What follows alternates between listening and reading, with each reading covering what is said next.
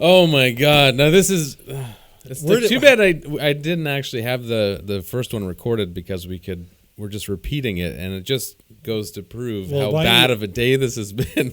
So why don't you tell everyone what you did first? So this is our second introduction to KT Confidential, episode 53, because the first one, which we were 15 minutes into before realizing it, was not actually recording any audio. So here we are. That light totally just shut off. Like, this is a weird day. What happened? There you go. It's back on. This is a really weird day. It is. So I think, is it going to be a full moon? Well, Can you find out? It's not. Are you sure? I'm sure, because I'm pretty sure. Hey, Siri, when's the next full moon? She's not answering. But we were originally going to shoot this at 10. Yes. Then something came up, and then we rescheduled to 1. Yes. That didn't happen.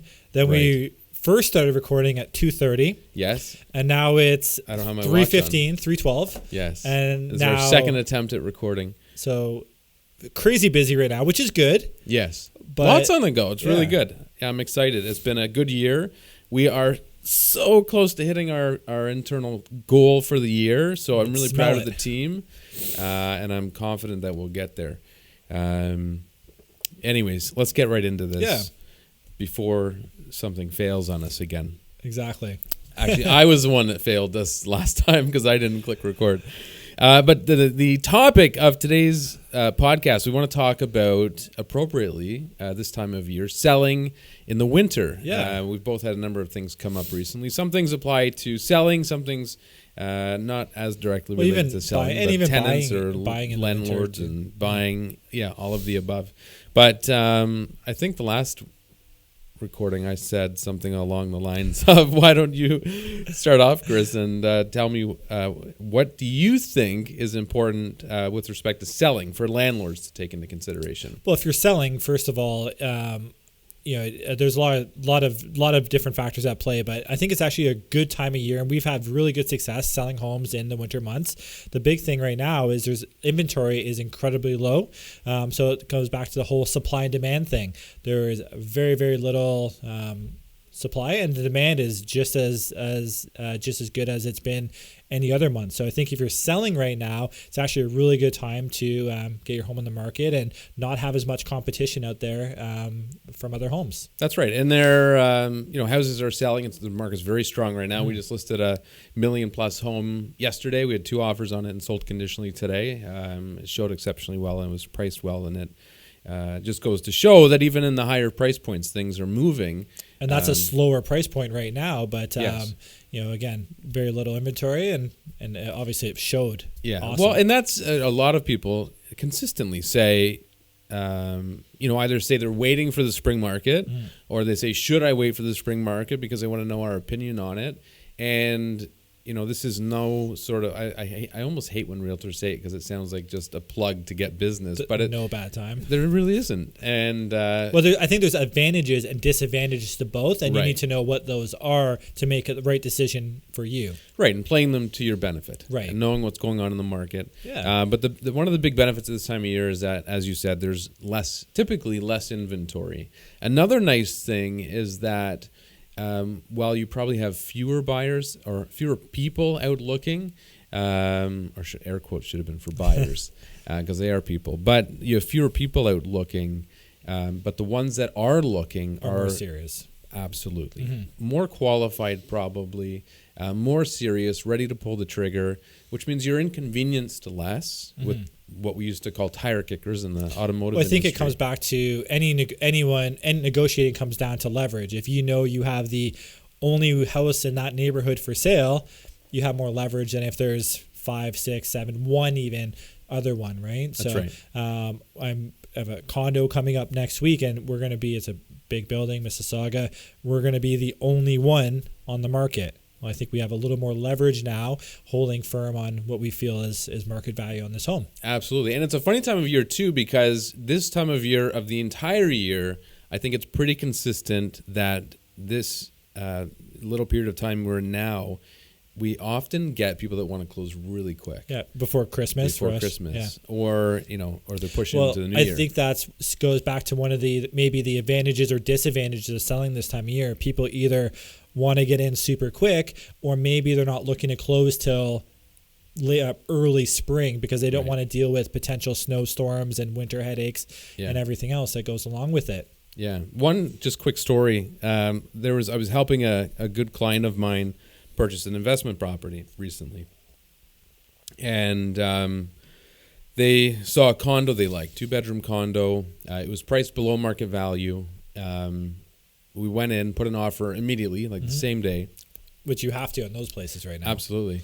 And the guy asked for 24 hours because there's actually 4 people on title, 2 of them out of the country. Anyway, so we said fine. So we did, gave him 24 hours. 22 hours went by, I didn't hear anything. Nothing at all. I call, leave a message, no response. Our offer had now expired. I call him, say, what's going on? Why haven't you called me? His response, we accepted this other offer. Like, other offer? You never told me there was another offer. Like, you have to tell me if another offer comes in. What the hell's going on? And anyways, so he accepted that offer. I guess they were able to get those 4 other people together pretty quick. Yeah, all of a sudden, it's convenient. We can make it work. But he also told me that other offer didn't know there was a first offer. So something's weird. A lot of weird things going on. Anyways, that deal fell apart subsequently. And surprise, right? Karma. And then I went in with another client and bought it for a really good price. And it closed in 2 weeks. Yeah. So it worked out well.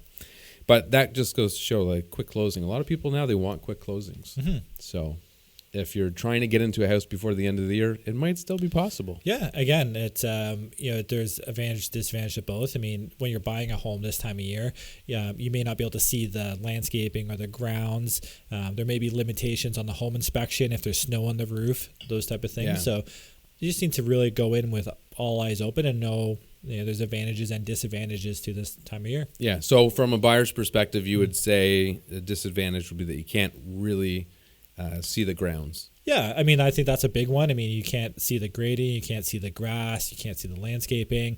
Home inspector may not be able to see the shingles on the roof if it's recent snowfall. So there is some, I would say, disadvantages of buying this time of year. Yeah. And for sellers that have deficiencies in those areas, those are all good reasons for them to sell this time of year. What are some things that sellers can do this time of year that are important to help showcase their home? Yeah, I mean, the big thing I think is just having a plan for the weather. You want to make sure that you have either do it yourself and you're diligent in removing snow and ice, especially if you don't get to it right away. Ice builds up. It can be very difficult to remove later on. If you're not able to do it, you hire someone to do it. You got neighbors, kids. You do what you need to do to make sure that the snow is removed, because that goes back to what we always talk about, the first impression. Right. Someone pulls up to the house and they have to walk through 3 feet of snow just to get to the front door. Yeah. What type of impression is that? Nice. Yeah, it's not a good way to start that first look. Well, and if they're vacant properties, which we deal with that all the time, and homeowners forget that they need to clear snow, period. Or, God forbid, they forget to winterize their house. Yes. And damage is caused. They forget to turn heat on, turn water off. Well, I talked about it last time, and I have a homeowner who the house is vacant. He's a landlord, and the tenant moved out a few months ago, and they're just getting it ready to release it. He forgot to take over the utilities, and they subsequently shut them off, so hydro and gas. And I kept telling him, turn your gas on. It was summertime. I don't think he really was too concerned about it. But now winter's quickly upon us, and I went in the house the other day, 7 degrees. Yeah. That's near freezing. And, well, it'd be interesting to see how much money he saved versus the reconnection fee they charged. Right. And potential risk for damage. 100%. I suspect it will cost more this way because nobody in the house, you're not really using much gas. No. And they do charge a premium to reconnect those services once they're disconnected. Yeah. So I went in. He finally called. They're coming in a few days. So I went in today and I drained all the water. Yeah. Because I was concerned for him that something might happen and freeze a pipe. Well, it's funny. I was telling you the same thing happened to me. I have a vacant property that sold. And the weather obviously changed really quickly. It's vacant. And I woke up in the middle of the night and literally woke up. I was like, I don't know if the heat's on. So next day went there, and sure enough, it wasn't freezing, but it was cold. Luckily, it was an inside town, so they're a little better insulated. But I made sure the water was off. Called the homeowner, told him I was turning the heat on, and I brought a shovel, just a little part. So I just shoveled the little snow away. Although it already sold, vacant home, you don't want it to look vacant if you can avoid it. Well, and you don't revisits, everything like that. Revisits and just damage. Like if the house gets too cold and then you decide, okay, I need to turn the furnace on, and there's this huge shift in temperature that can damage hardwood floors and whatever. It could maybe make things shift, and you start getting cracks. Even in this case, the house drywall. The house is sold, so you don't really care about comfort when showing it, but for a revisit, someone comes back, the home's freezing, something shifts. Now they have a legitimate case for maybe additional compensation, or at least even reason to be concerned and dig into it. Exactly. Right? You don't want to have those reasons. Well, I think actually Steve did a deal in the summer on a vacant home, and he actually put a condition in there that the home was going to be kept at a certain temperature because they didn't want the home. Excessive humidity, exactly, all that other stuff. So that was a great job with him as being proactive in a time of year you don't really think about it the same way as you do in the winter. Yeah. So let's think. So we've got clear your driveway, clear your sidewalk winterize to make your it look presentable and first impressions. Winterize your home. Inside, we talked about it last time as well. One of my favorite things this time of year is, which you've now made me really second guess myself. First you said fireplaces. Fireplaces. So that one, yes. Fireplaces, that one you can't go wrong with. Use your fireplace whenever you can. Before you leave for a showing, turn it on, even if it means leaving a window open to balance the heat out a little bit. But it creates a nice ambiance. It's very welcoming, and it helps to sell. Exactly. And my thing is that in the winter, your house can't be too hot because it proves that it's well insulated and it's warm. You can always open it could be a little bit too hot if it's uncomfortable. Like sweat. If you're walking through sweating, for sure, that could be a problem. But better too hot in the winter, better too cold in the summer. Yeah. Right? You can always open windows. Yeah. Now, decorating seasonally. This is the one time of year where I normally making me second guess myself. I normally am a big advocate of Christmas decorations. Yes. Because personally, I feel like it's a very warm and family-oriented, welcoming. It sparks emotion. And we always talk about when you want to make sure people fall in love and get emotionally attached to the home. Yes. Because it's one time a year, your entire life, or at least for me, that it's consistent. This time of year, you've got the Christmas tree, the family, the big dinners, the presents. It's a great time of year. Well, I'm always amazed. I'm not amazed because it's amazing though how many times you go through a home in January, February, March, April, May, whenever it is, and people, families especially, are picking out where the spot in the home, which they haven't bought yet, where the Christmas tree will go. Yeah. I know I did it and we always do it, and even though we still fight where the Christmas tree should go, if you have a beautiful bay window and you're just thinking, there's a Christmas tree is going to go there, and you're going to have the Christmas lights outside. And those, especially if it's like as you're walking up to the house and you have the perfect window at the front of the house, and you can see it from the road. Exactly. It just sets it up nicely. Yeah, no, I don't think there's anything wrong with it, but again, we live in an area which is very diverse, and that's not necessarily going to attract or spark the same emotions for everyone. That's right. So now I need to put some thought into it. Yeah. I still think it's okay. I don't think anyone's going to be turned off necessarily by it. But at the same time, they are somewhat religious, symbolic kind of religious things. Not so much Christmas trees per se. Like, it's different than a cross. But, if somebody had an altar in their house, or someone recently had a cross over the door, we do recommend removing those things. Well, I think it's all things, even any religious symbol, I think is it's like religion and politics. If you're sparking emotions, positive or negative, of people going through your home, you want to just eliminate all the negative ones as much as possible. That's right. Like, you probably don't want to have a conservative or liberal sign on your lawn during the voting time if your house is on sale, in case the person coming to see it doesn't support the same person. Yeah. Did you put a sign up for the election? No, I never do. I know Jen wanted to. Oh, really? I told her no. No, because you might lose some friends in the neighborhood. I just think that's, for me, very personal, and I agree. I have different thoughts. People, anyways, people completely off track. But yeah, no, I love going through a home and seeing those Christmas decorations. I think you can do it in a way that's maybe not over the top Christmas and more just festive. Yeah, like pine cones and garland. Exactly. Yeah, you can still decorate a without having that aspect of it. Exactly. Another big thing this time of year is people asking, is it a good time of year to sell? And should I wait till the spring? Or I'm going to wait till the spring because that's when I think, and everybody says that spring is the best time to sell. So there's things I would say yes and no. One, is the spring going to be a better time to sell? Well, statistically, if you're waiting another 6 months, your house will probably be worth more, right? But I would say the one counter to that, if anything, right now we're at a very hot market. Yeah. So prices are up pretty good compared to earlier on in the year. So winter, over the January, February, March, things tend to cool off maybe just a little bit. Yeah. So right now you're still riding that high. So I would say like right now, 100% get your home on the market. Yeah. Well, and although your house might be worth more in the spring, so is the house you're going to buy. Exactly. So as a percentage, it's going to be a wash. And most people it'll cost you more because most people upgrade homes. Right. So as a percentage, if you're buying $1 million home and selling a $500,000 home, you're going to pay more. Well, even something as small as it's a small percentage, but your land transfer tax, all that stuff. Absolutely. So yeah, your costs will be higher. But the nice thing this time of year is there's generally less competition, and the buyers are typically more serious. So. Yeah. Well, I think at the end of the day, again, very cliche thing to say is you're never going to, if there was a crystal ball and you could put it out there, there's no right answer. There's no one can tell you when the perfect time to sell your home is.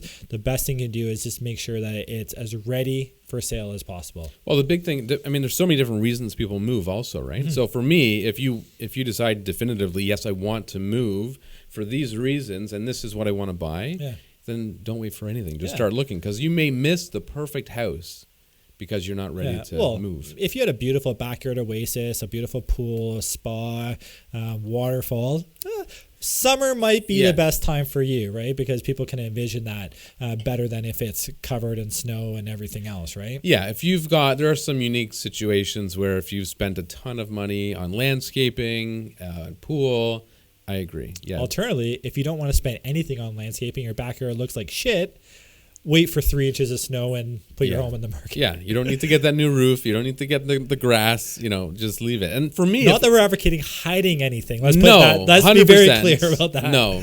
No, I don't want to take another course. But for me, if I was buying a house, I like to have a nice lawn. If I was buying during the spring or summer, and I went to a house. And I loved the house, but the lawn looked like shit. Immediately, I would, take into consideration my cost to redo all of that. Oh, 100%. I mean, alternatively, like our Savaline property, great example. In-ground irrigation system, beautiful grass. Yes. He 100% did himself a favor by selling in the months where his grass was super green. Yes. Right? I agree.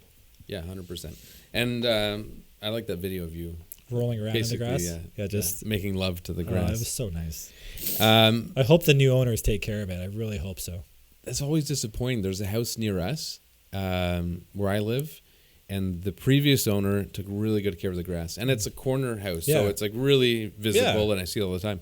And the new owners just don't. Well, it looks terrible. My old house in Waterdown, I maybe not had the greenest grass on the property, and certainly it wasn't much of a typical new build, wasn't much grass, but it was very green, and I was very proud of it. And I spent a lot of time and energy to make sure that it looked great.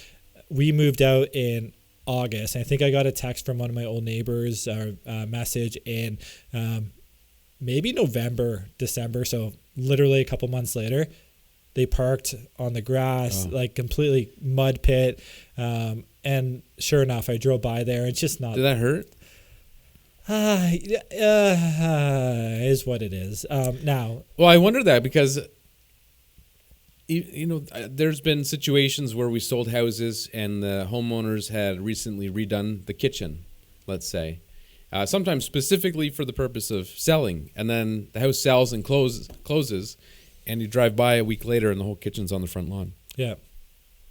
Well, I think, again, completely off topic, but just because you put money into a house doesn't necessarily mean people are going to see value and that you're going to get more money out of it as well. So we deal with clients that are looking to sell their homes a month from now, 2 months from now, 6 months from now, a year from now, or longer in some cases. And they're always asking, well, I want to do this, want to do that, or what can I do to make my home worth more money? And just because you spend a bunch of money on your home doesn't necessarily mean you're going to get it out at the end of the day. No.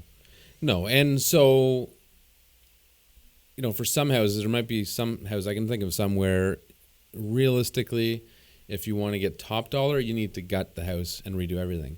Whereas if you do some, instead of replacing the kitchen, you paint it. Yeah. So you're still injecting some money into it, but it will definitely help sell the house. Well, everyone sees these HGTV shows where they spend $100,000 and now their home's worth $140 more, kind of thing. And that's extreme. But there's lots of people that spend $20,000, $30,000 and their home's not necessarily worth $20,000, $30,000 more. And that's a hard pill to swallow. Yeah. Well, if you look at, there's no official guide, but there are some areas you can go to look and see what sort of return on you'll get on various components and renos. I don't think there's anything that says 100% or more. Nothing, right? So it really depends on what you're buying and how you buy it. Are you getting it for under market value or not? I'm fighting with the idea of finishing my basement right now because I don't plan on being in this home forever. It's not our forever home. Would I like the space finished? Yeah. Could I use the face finished? Not really. If I spend the money, will I get it out? I like to think so, but there's no guarantee. So I'm weighing, the enjoyment value versus the actual cost value right now. Yeah. And I still don't know which way I'm going to go. Yeah. Basements are one of those things. Like I did mine and I use it all the time. Mm-hmm. And I plan on being there for a while. But how much money do you spend in your basement?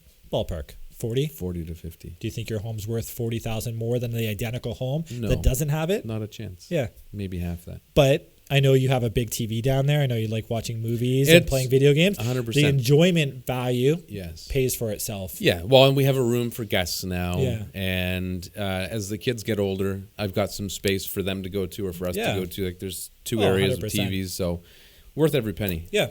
Going back to the, did we come up with a little...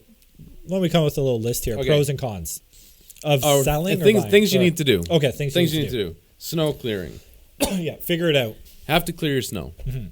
And 100%. Have salt or ice melter on hand. Yes. Make sure you're using it. Have a neighbor put some out. I carry some in my car this time of year, so if I'm going to one of my properties that doesn't have it, I just take care of it off the top. So snow is the big one. Yes. Another one we didn't talk about, but I think is a big one, is everyone now, not everyone, most people, I think, have programmable thermostats. Mm-hmm. So they have likely got schedules. I actually don't. You must. Well, it's programmable. It's not smart. Okay. Yeah. It's program. I don't know how to program it, but it has that capability. But a lot of people program them. So during their working hours, they let the temperature drop to like 16 degrees in the house or whatever. Mm-hmm. You don't want to do that. If you're selling, you need to make sure you've got a comfortable temperature the whole time. Yep, absolutely. I think on that line of thing, it gets dark really quick. Yes. Make sure. That's really important. People don't think about that. Although we advise everyone keep your lights on in the winter, I think it's important way more than other times of year because you go home at 4 or 5 o'clock. It's getting dark, and you may not know a showing's coming in. So in the winter, I think it's even more important. Keep your lights on. Yeah, and exterior lights. Mm-hmm. That's a big one. Yep. Because even just for us, just finding the house. Yeah. At night at 6 o'clock at night, it can be hard to find the right house. Yeah. Sometimes the numbers aren't lit up, or there's no numbers, or it's a new build, or you can hardly see the lockbox. You got to pull your phone out, turn the flashlight on, just fumbling with things. Or if it is a little slippery, you want hopefully have a lit pathway people can see their way. So it just makes it for a better first impression. I think to circle back with the snow removal, if you're lucky enough to have a corner lot or a sidewalk, do that too, because not everyone's parking in your driveway. They're parking down. Not only are you supposed to do that, I think it just shows better if you take care of that. Keep talking. Okay. Okay. So we have snow removal. We have, what else did we say, Adrian? Temperature, lights. You have to decide if you're going to decorate for Christmas and what extent you're decorating for Christmas. So, yes, decorating for Christmas, temperature in the house, snow removal. And for snow removal, not only just for easy accessibility to get in and being safe and more, good first impression. If you have nice, like I have a big stone patio in my backyard. You want to make sure it's clear. You want to make sure people can see it. You don't want them to move in April and be like, oh, I didn't know there was a nice stone patio back here. This guy spent probably 10 grand on this patio. It's amazing how many times people neglect that. Yes. And, landscaping, hardscaping especially, is not cheap. No. So you want to make sure you're showcasing that even this time of year. Yeah. So how do you feel? A lot of people with this stuff, quite often people will say, should I take photos in the summer and include those in the listing? I'm of two mindsets. I think if you have a beautiful backyard, it's not a bad idea. But a lot of times they're from like 1972, or they don't actually accurately represent the property as it is now. Yeah. So I think you got to be careful and make sure that they're within the last 12 months.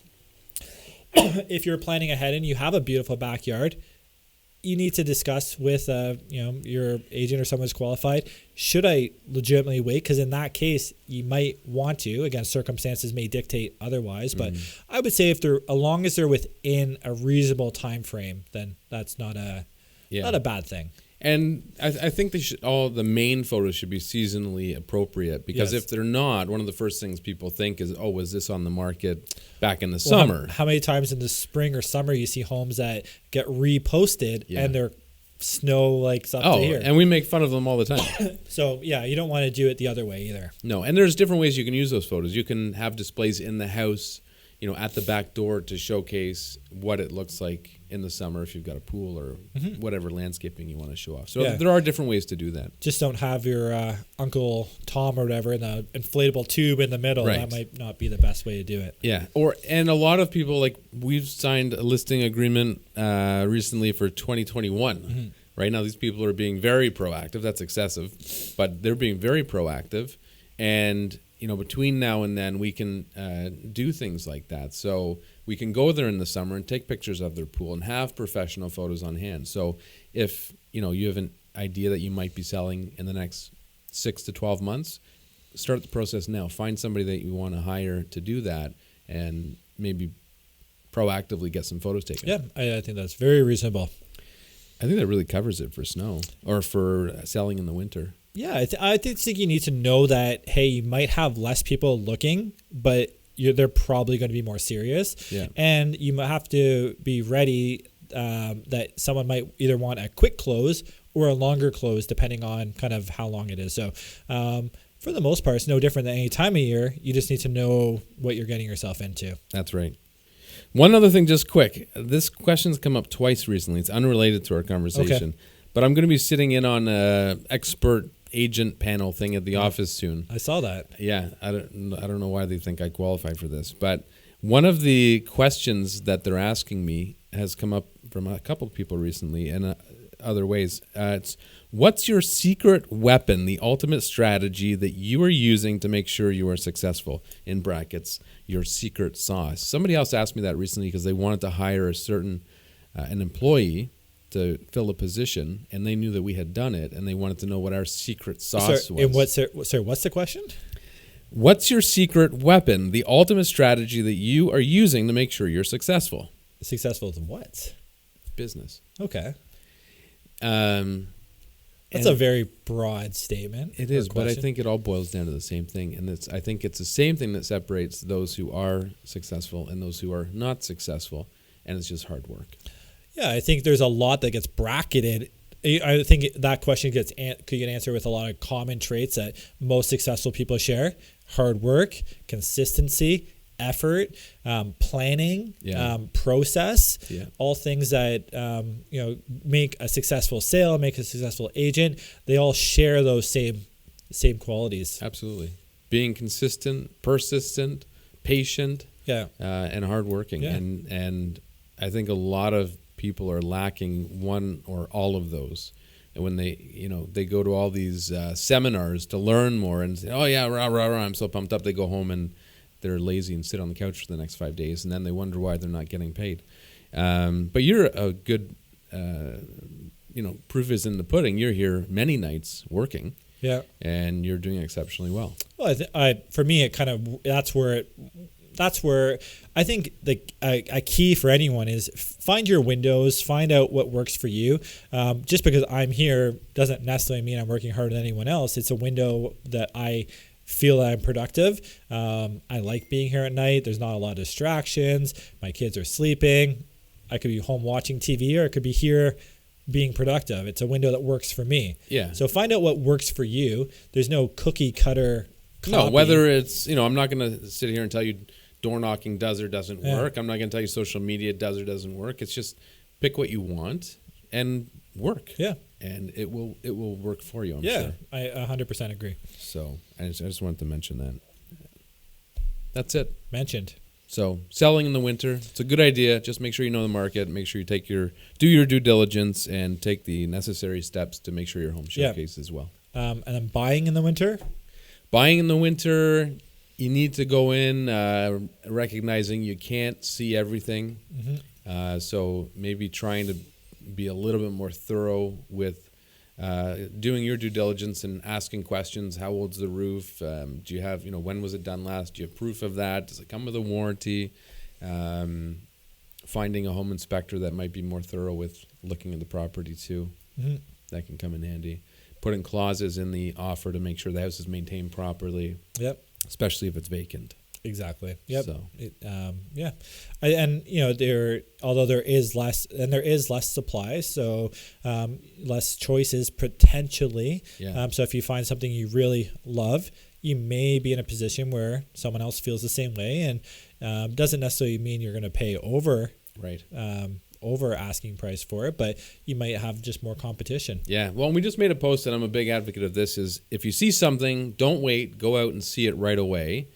Because the way the market is now, things are selling, especially nice houses. I'm doing the open house tonight at the home that we listed on Thursday. Yeah. It sold today, Friday, and so many. I guarantee you, this 100%. Weekend, I bet you there's 10 to a dozen people that come to the open house, and when I tell them it sold conditionally, they're going to be like, "It was just listed." Yeah. Well, they sit there to see it come up on the market on Thursday. And they say, honey, let's go see this on Saturday. Yeah. Or maybe even their realtor said, here's a property. Go check it out this weekend. Exactly. And it's one of those things, if you're going to regret it, even if you're not going to regret it, get out and see it right away. It might be the one you love. Yeah. And getting in early, I'll give you an example of a home that one of my clients bought in Burlington. We've been looking for some time. We've probably seen 30 homes, had everything dialed in pretty well I knew what they wanted. I feel like they knew what they wanted now. Home came up on a Wednesday, got them in there that day. We put an offer in on Thursday. They had a family out of town on title. They wanted 24 hours to get everyone together. No problem. But it was priced well, showed well. I'm sure the agent thought they would get multiple offers. They did end up accepting our offer. And the comment I got from her was, well, you scared off the other people. Yeah. People don't want to be in bidding wars, or there's a perception is that, I'm going to overpay. Yeah. That's not the case, but it's that perception. So for us, getting in early paid off because it scared off the other offers or other potential buyers. Yeah, it's interesting you say that because there's different strategies depending on a lot of variables. Like maybe if a house has been on the market for a while, it's common in that case where maybe the house has been on the market for 30 days and it hasn't sold. There's been no offers, but there's been a lot of people through, and a lot of those people may have liked the house, but they're dragging their feet. Mm. And then all of a sudden an offer gets registered and 4 of those people say, oh shit, I don't want to lose it. So now let's put an offer on it. So people wonder, well, it's been on the market for 30 days. How all of a sudden are there multiple offers? Well, because the first one that registered may have triggered just enough to trigger those other people to do it as well. If you think you're going to love the property, get in first before the open houses, before everyone else came through. Yeah. Because again, potentially maybe there is other offers, but maybe it's 1 or 2 and not 7. Yeah. Right. So. Yeah. Well, if you get a lazy realtor too, and you really push them to move things quickly, they won't even call. Like I had it on my list today. I had booked an appointment 2 days ago for this Sunday, and about 3 hours after booking it, I got a notice in my email about an offer on the property. I didn't see it right away because I was in appointments, etc. I was busy, whatever. So I messaged the realtor later on when I saw it, and he's like, "Oh yeah, we got an offer. I signed it back." Oh no, we got an offer, but I can't remember what he said. Oh yeah, it's gone back to the other person. It expires tonight. Anyway, subsequently, so at that point I said, well, I've got a showing on Sunday. My clients are really interested in seeing it. They really can't get there before Sunday, but if they needed to, we might be able to rearrange things. So I said, but please let me know if there's anything going on with another offer. At this point, that offer had expired. Another offer comes in the next day, which was yesterday. Again, I got an email, automated email from his office. I didn't see it for a few hours. I send him a message. I'm like, hey, I saw there was another offer. What's going on? He's like, yeah, we've signed it back already. He knew that I had interested buyers. I went out of my way to call him to give him advance notice that I wanted to be kept in the loop. He still didn't call me. All he cares about is selling the house and getting paid. Yeah. So you can find those people if you push. I love, and I still tell the story at the beginning of this year, Edenwood. Yes. That's a great story, and I tell it all the time because I love that home sat on the market for... It was on the market for like 45 days. Long time. How many showings went through that house? I did the math. There's like 60 showings about, and there was probably 200 or 100, like a lot, like about 100 to 150 open house visitors even. We did a lot of open houses. Yeah. So it was on the market 45 days. It was in the winter months. I think people didn't think the sense of urgency because, again, if a home sits for 1, 2 weeks, 3 weeks, people think that something else might come up. Yeah. Right. And you were able to sell it we got one offer in. Right. It was $150,000 under the asking price. But I was excited because all of a sudden we've got an offer. That's all I care. I can use that as leverage to get somebody else. So many people. We had tons of people to follow up with. So I called every single agent. I didn't just send them an email, automated email. I called them. I text messaged them. I made every effort I could to get in touch with them. And same thing goes with any contact info we had for open house visitors. And we were able to get, I can't remember now, it was a while ago, but 2 or 3 more offers. And you sold over asking. We took that offer that was $150K below asking. We sold it for $38,000 over asking.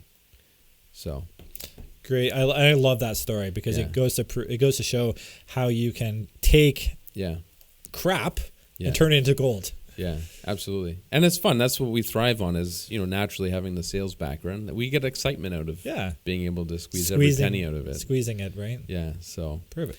Yeah, anyways, thanks for joining me. Yeah, no, it was a lot of fun. Twice. That's a first. Yeah. Hopefully last.